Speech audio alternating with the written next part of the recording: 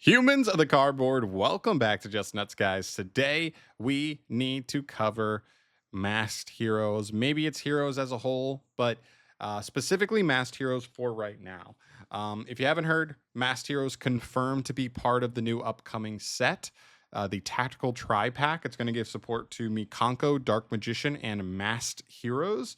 And it's really cool. It's kind of supposed to be the spiritual successor to what Duelist packs were for the last couple of years. So we're hoping for around 7 new cards. That's what Duelist pack was doing for a while. And hopefully they execute it really well, because if Konami hopefully has noticed how maybe big of a boom that like Blue Eyes actually being quite good competitively has done for them, maybe they're kind of going there, stroking their beards, going, what if we make Dark Magician and even Heroes really good as well, and just try to get all of those old fans really excited for the competitive scene again, because competitive players spend the most money. That's what you want. But anyway, other than the financial side of things in Konami's standpoint, where are heroes? What do they need? What do we want to see out of this support? There's a couple of like overarching things that like I think are really important questions that we have to ask ourselves when looking at an archetype like hero. And then we can talk about a little bit of the more specific stuff that it feels like the deck might be missing. So yeah, without further ado, let's go through some of the hero cards that I think pertain most to masked heroes. I'm not going to spend too much time. There's a million hero cards. I'm going to focus on like the really, really specific ones. From what we can tell, a lot of people have been saying that masked hero Dusk Crow should be a main deck masked hero, which is very interesting. We have not seen any main deck masked heroes yet, and it's giving me some very particular thoughts about it that we'll get to after we go through the cards. So here are the things I think are the most important to keep in mind. Hero is built on so many different types of heroes, right? There are elemental heroes, the masked heroes coming in this set, evil heroes, destiny heroes, vision heroes. There are so many. And the best versions of heroes historically, at least over the last 5+ years, have been these hero pile decks where they play a little bit of every hero engine. And I wonder if that's going to be the case going forward, or at least I wonder if that's going to be something that this support is focused around. But we'll see. Anyway, the cards I think are the most important. Elemental Hero Stratos. When this card is summoned, he can add a hero monster from your deck to your hand. That does not say Elemental Hero Monster. So this guy can add your new Masked Hero guy. So if your new Masked Hero guy does not take your normal summon, is a really good extender, Stratos becomes probably maybe your main normal summon, even in a version centered around the Masked Heroes. Other than him, Shadow Mist. You have to throw this card in there. Even though this card is an elemental hero, it ties in so well with masked heroes. This card, if special summoned, can add a change quick play spell from your deck to your hand. Mwah, chef's kiss. That's so good. And if this card's sent to the graveyard, you can add a hero monster from deck to hand. You just can't use both in the same turn, so you got to pick which one you want. In more modern builds, this hero decks would use Shadow Mist to add a hero, not to get a mass change. So keep that in mind. Vision Hero Vion. Depending on what this card does and what some of the other masked hero cards do, Vion's a very interesting card because he, kind of similar to Stratos, is kind of gives you access to any hero card you want, because he on summon can Foolish Burial any hero monster from your deck to your hand. So again, if he's maybe a better extender from grave, you now can send the new Dusk Crow. So he could have some really good application as well. And the better he is, the better the Vision Hero Ferris engine also becomes. So that's another thing to keep in mind. From there, you also have A Hero Lives. It's good. If you really like either Shadow Mist or Stratos in this deck, summoning either without normal summon is very, very good. You could summon Shadow Mist, search a mass change without normal summoning, and get out Dark Law without normal summoning. That's quite good. Or you're going to go ahead and get Stratos. He's going to get you into Dusk Crow if it's a really good hand extender, and you go from there. Really phenomenal card. Yeah, should be really good in the deck. Mass Change, obviously. This card's really good. This is the best one of the Mass Change cards. I almost wonder if it's possible that we could get a new version of Mass Change. This card is not bad. It's really nice that it's a quick play, so it gives you some utility in potentially dodging stuff and going into the right cards when you really need to. but it's not the most fuel efficient card, right? You're basically going to use this and a monster on field, a hero on field, to go into a boss monster, which is 2 cards and it's not the worst, but it's not the most fuel efficient way. Mass Change 2 is even worse. The fact that you have to discard a card, but it allows you to use non-hero monsters to go up. I would think this card's a little bit less relevant for what we're talking about here today in the new support, because you would assume the new support is just all hero based and should just work fine there. So that should work. Form Change is another one. You can target one of your hero fusions and then just kind of tag out for a different attribute but same level masked hero. So that's kind of cool. But again, I think regular mass change, the main mass change, this is the one we should be the most concerned about. And then for some extra deck cards that I think really matter, Extra Hero Wonder Driver is actually pretty decent. If a hero monster is summoned to his zone, he can add a poly, a fusion, or a change spell, like fusion spell from your grave back. Oh, sorry, it sets it back to the field. But the changes are quick play spells, and the regular fusions can just be activated immediately then. So that's really cool. And then if this card's destroyed by battle, or removed by an opponent, or destroyed by an opponent's card effect, you can special summon a hero from your hand. Whatever, that's fine. He's mainly just helping you rotate your change quick play spells over and over and over again, ideally. So that's cool. And he takes any 2 heroes, so he doesn't even need like any specific type of hero. So there's definitely some wiggle room there. And then for the best mass hero cards, Darklaw. Yeah. There's a world where we come out of this and this just becomes the new best stun deck in the game, because you're just able to make Darklaw more consistent, more, I don't know, through interaction, more reliably, and maybe even protect him better than you ever did before once he is on the field. This card's amazing, man. He hand rips a card. He is just shifter on legs. This card's incredible. Mass Hero Acid, I think, is also pretty good if we can work with waters in this build. This card just allows you to wipe back row. It's pretty good, especially if you can make him off of the water elemental hero fusion monster that when it's sent wipes monsters, because then you're able to wipe the entire board for your opponent, which is pretty cool. Contrast Hero. Oh, actually, let's talk about him last. Let's focus on him last. You have Masked Hero Anki. This card's interesting. It's not crazy, but it has some nice utility. It can like cut its attack in half to attack directly. Nothing crazy, but maybe a time con. And when he destroys a monster by battle, he's able to add a change quick play spell from deck to hand. That's extra good, because even still in battle phase, you can kill something, add a quick play, and then immediately go into Darklaw, and then just beat over something else, get in for more damage, and set up your Darklaw, which is really strong. Master Hero Blast, I also think isn't that bad. He's a quick effect to like bounce a back row your opponent controls, but if there's continuous slash field spell type cards, this actually could be a decent little interruption overall. So could help you play better into back row decks. It's not terrible.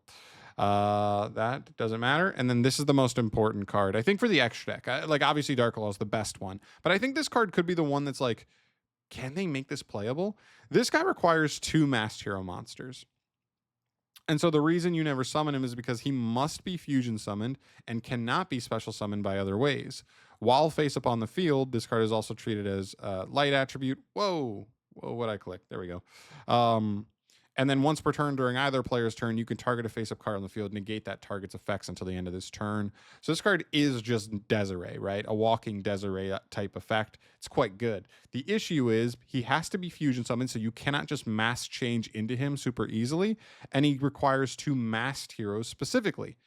Not heroes, not any generic heroes. And up until this point, the only masked heroes that exist were extra deck monsters. So you would have to get 2 masked heroes on the field and then fuse them into this guy just to get a pretty good end board piece. That's the other thing too, is like, this is a good end board piece. It's not out of this world. It's not an out of this world end board piece. It's pretty good. If you could put him next to Darklaw, he could help protect Darklaw from any one scary card going after him. And that would be really, really powerful. But he requires too much at this point in time though. If we're under the context of getting not just one, but multiple new main deck masked heroes, and they're just good cards, and they jump on the board and they get you advantage, making him with just the main deck ones could be way, way better, more fuel efficient, and actually make him worth it. In a way where like maybe we're able to end on Darklaw plus him and have another mass change or 2 with more utility. to like wiggle off of those. That would be really, really cool. So, looking at all those cards, those are the cards I was the most concerned with. Obviously, there's a ton of hero cards. We could have gone into every subcategory of hero and talked about that. But as far as specifically the masked heroes go and like how they might function and have synergy with some of those cards, that's why I wanted to focus on those, the ones we talked about here.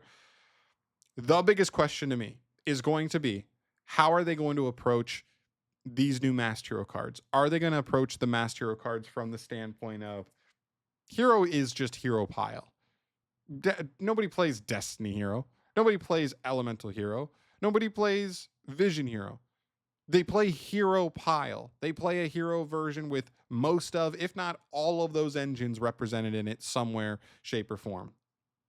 And so is this masked hero support going to be focused on just giving the deck a new cool sub engine to run in its build of a bunch of sub engines?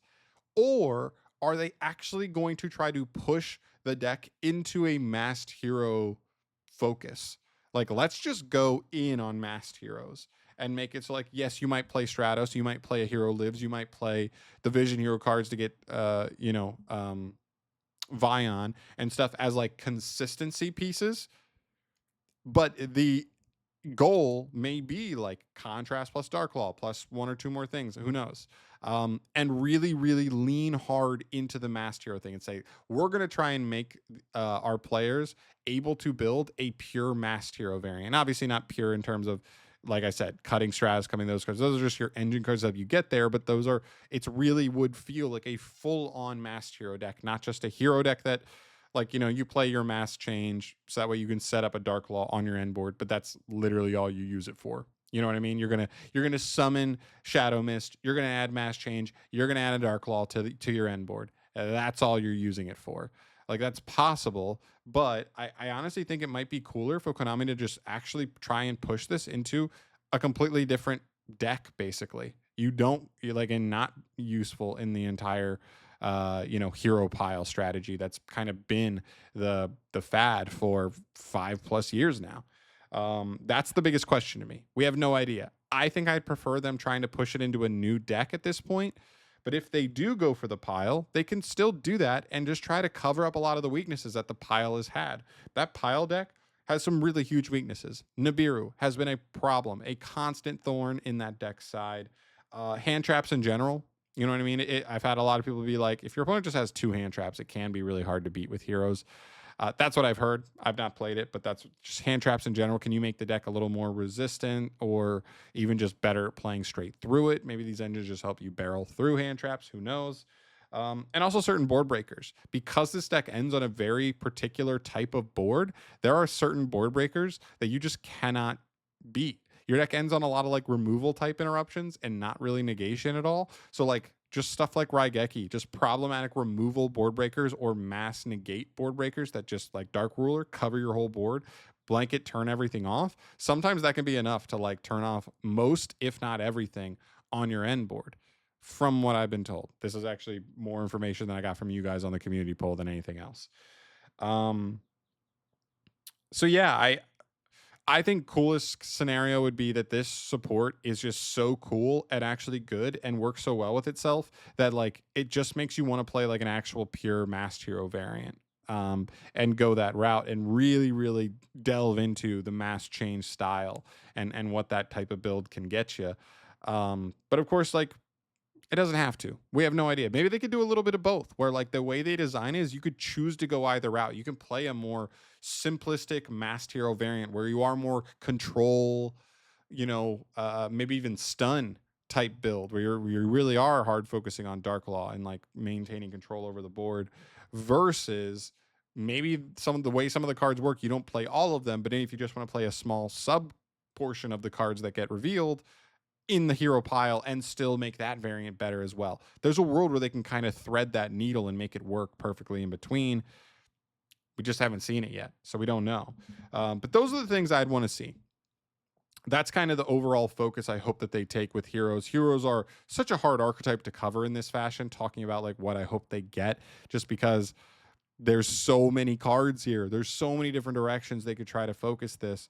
So I'm trying to keep it more vague on this discussion this time through. So let me know your thoughts down below. I want to hear if you didn't throw it in the community post. I read most, if not all, the community posts there. So if you didn't end up throwing it there, let me know in the comment section down here what you want to see most from this new Masked Hero support and what direction you hope they push it in, or even just very specific cards. If you really know Hero inside and out and want to throw like actual specific cards you think that would be awesome for them, I'd love to see that down below as well. But I'm out of here for today. Thank you so much for watching. As always, guys, more discussion videos in the future, more news videos, of course, in the future. Get subscribed to the channel, because when this support does get revealed, I will be making videos on those, reacting, and maybe even more videos after that. So stay tuned to the channel for stuff like that. But other than that, I'm out of here for today. Thanks for watching. I'll see you in the next one. Peace.